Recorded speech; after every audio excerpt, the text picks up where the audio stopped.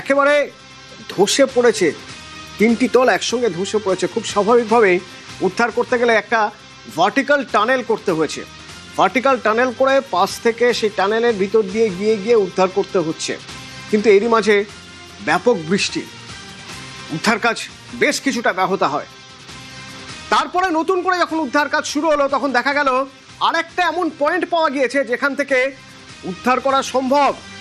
আমার সঙ্গে অনুপ রয়েছেন, সরাসরি কথা বলবো একবার অনুপের সঙ্গে। অনুপ, এই বৃষ্টির মধ্যে উদ্ধার কাজ তো বেশ কিছুটা আটকেই গিয়েছিল, কিন্তু একটা বোধহয় ভালো খবর, আর একটা পয়েন্ট পাওয়া গেছে যেখান থেকে ভার্টিক্যাল টানেল করা যাবে।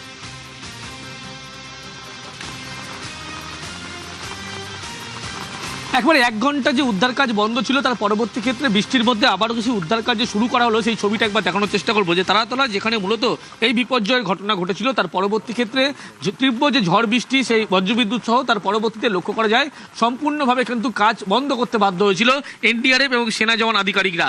এবং এই মুহূর্তে নতুন করে যে উদ্ধার কাজের কাজ শুরু হলো, সেটা ছবিটা একবার দেখানোর চেষ্টা করবো। এই মুহূর্তে ঠিক ওপরের দিকের অংশ যেখানে লোহার বিমগুলো লক্ষ্য করা যাচ্ছে, সেখানে কিন্তু নতুন করে ভার্টিক্যাল ডিল করে কিন্তু সেখান থেকে যাতে ভিতরে কেউ আটকে এখনো রয়েছে বলে এমনটা তারা প্রাথমিকভাবে মনে করছে, সেগুলোকে তাদেরকে উদ্ধার করার ইতিমধ্যে সেই চেষ্টা তারা চালাচ্ছে। এবং ছবি যদি দেখাতে বলবো আরও একবার, যে এনডিআরএফ আধিকারিক তারা ক্রেন ব্যবহার করে একেবারে ভিতরের অংশ যেখানে ভার্টিক্যাল ডিল করা হচ্ছিল সেই অংশে কিন্তু নামানোর চেষ্টা করা হচ্ছে। এবং যেহেতু ভিতরে প্রবল বৃষ্টি, ঝড় বৃষ্টি, বজ্রবিদ্যুৎ সহ বৃষ্টি, ভিতরে জল জমেছিল এমনটাই খবর। এবং পরবর্তী ক্ষেত্রে এনডিআরএফ আধিকারিক তারা সেই জল যেমন একদিক দিয়ে বের করার চেষ্টা করছে, অন্যদিকে যে ছবি দেখতে পাচ্ছ যে ক্রেনের মাধ্যমে কিন্তু নিচের অংশে নামানো হচ্ছে এবং সেখান থেকেই ভার্টিক্যাল যেখানে ডিল করা হয়েছিল সেখান থেকে উদ্ধারের আবার চেষ্টা শুরু করা হয়েছে। তার কারণ কিছুক্ষণ আগে যে প্রবল ঝড় বৃষ্টি, তার ফলে বন্ধ ছিল 1 ঘন্টা কাজ। কিন্তু তার পরবর্তী ক্ষেত্রে দেখা গেল যখন কাজ শুরু হলো, এই মুহূর্তে ছবি তুমি আবার দেখতে পাবে যে লক্ষ্য করা যাচ্ছে যে ক্রেন ব্যবহার করে নিচের অংশের টানেলে যেখানে ভার্টিক্যাল ডিল করা হয়েছিল সেই অংশে কিন্তু বের করার চেষ্টা করা হচ্ছে।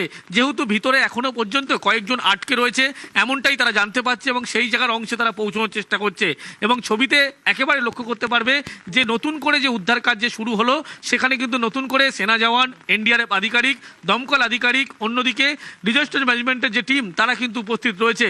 এবং এই ক্রেনের মাধ্যমেই যেখানে ভার্টিক্যাল ডিল করা হচ্ছে সেই অংশে প্রবেশ করানোর চেষ্টা করা হচ্ছে এবং সেখান থেকেই বের করার উদ্ধার কাজ করা হচ্ছে।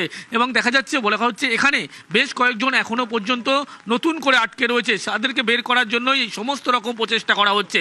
অন্যদিকে বাইরের অংশে একটি অ্যাম্বুলেন্স রেডি রাখা হয়েছে উদ্ধারের পরবর্তী ক্ষেত্রে।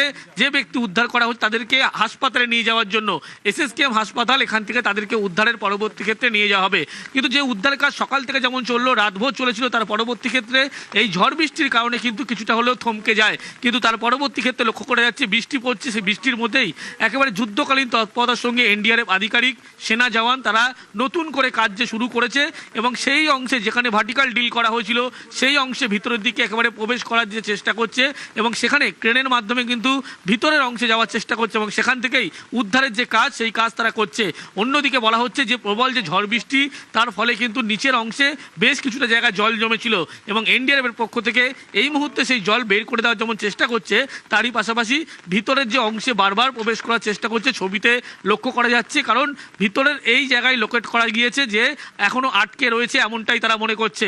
এবং সেনা জওয়ানদের তুমি লক্ষ্য করতে পারছো, এনডিআরএফ আধিকারিক তাদের লক্ষ্য করতে পারছো এবং ভিতরের অংশের যে টানেল সেখান থেকে একেবারে বের করার যে প্রচেষ্টা তারা করছে, সেই ছবি একেবারে সরাসরি লক্ষ্য করা যাচ্ছে। এই মুহূর্তে বৃষ্টির মধ্যে এখনো পর্যন্ত যে উদ্ধারের কাজ সেই কাজ কিন্তু চলছে।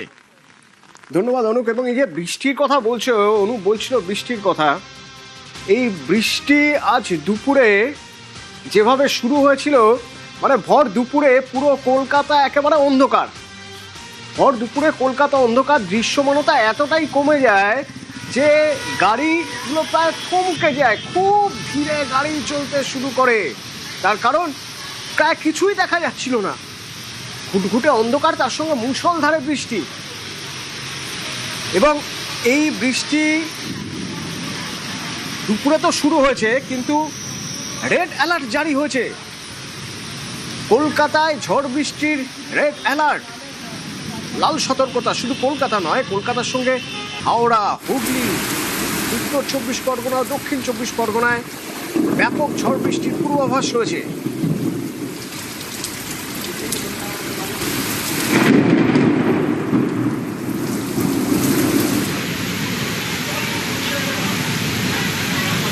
বেশ কিছু রাস্তায় জল জমেছে, তীব্র যানজট তৈরি হয়েছে সল্টলেক করুণাময়ী সেক্টর 5-এর বিস্তীর্ণ এলাকায় রাস্তায় জল জমে গিয়েছে।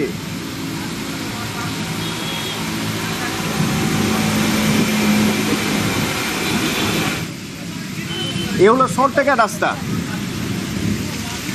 কিছুটা হলেও জল আছে এবং যত সময় গেছে জল কমেছে, কিন্তু ট্রাফিকের অবস্থা খারাপ। দুপুর 2:30-টে সল্টলেক করুণাময়ী রাস্তায় জল জমে গিয়েছে পুরোটাই, প্রায় রাস্তা জুড়ে জল।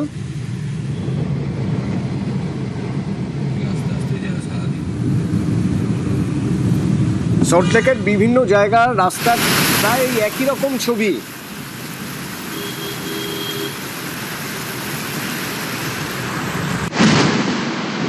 হাওড়া নবান্ন,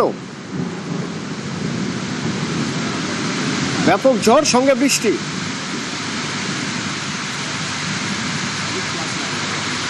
দৃশ্যমানতা কমে যায় হঠাৎ করেই। আরজিকর হাসপাতাল, কিছুক্ষণ আগের ছবি, ঘন্টাখানেক আগের ছবি, বিকেল 4:15 তখন। এই অবস্থাতেই যাওয়া আসা করতে হচ্ছে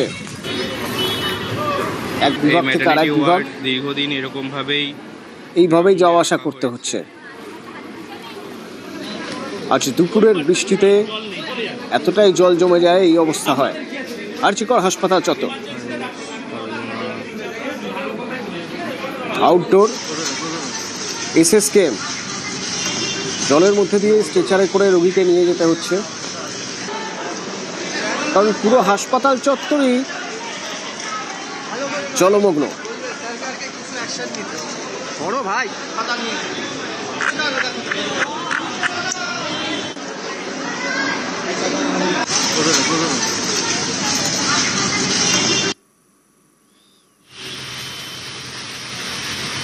এই ছবি পার্ক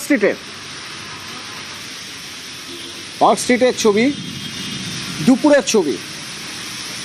নাগাড়ে বৃষ্টি হলো বেশ কিছুক্ষণ।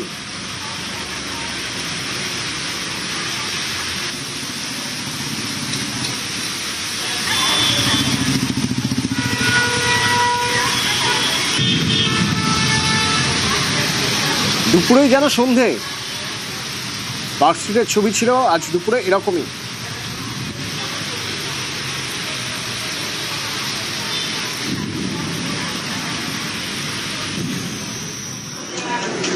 এই সেই এসএসকেএম-এর ছবি, বিকেল 3:15।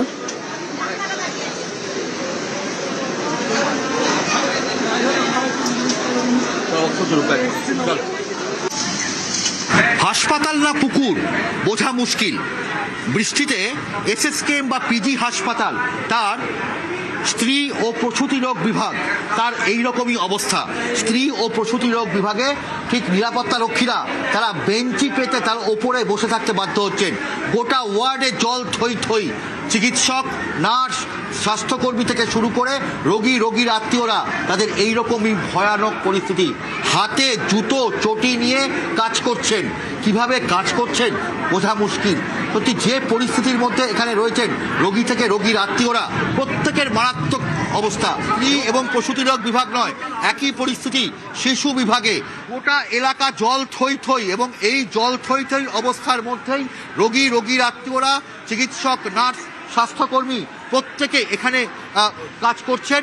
তবে দ্রুত এখানে পাম্প বসানো হয়েছে এবং সেই পাম্প বসিয়ে জল নামানোর কাজ চলছে। ক্যামেরায় খোকনের সঙ্গে অভিজিৎ চন্দ্র, নিউজ 18 বাংলা, কলকাতা।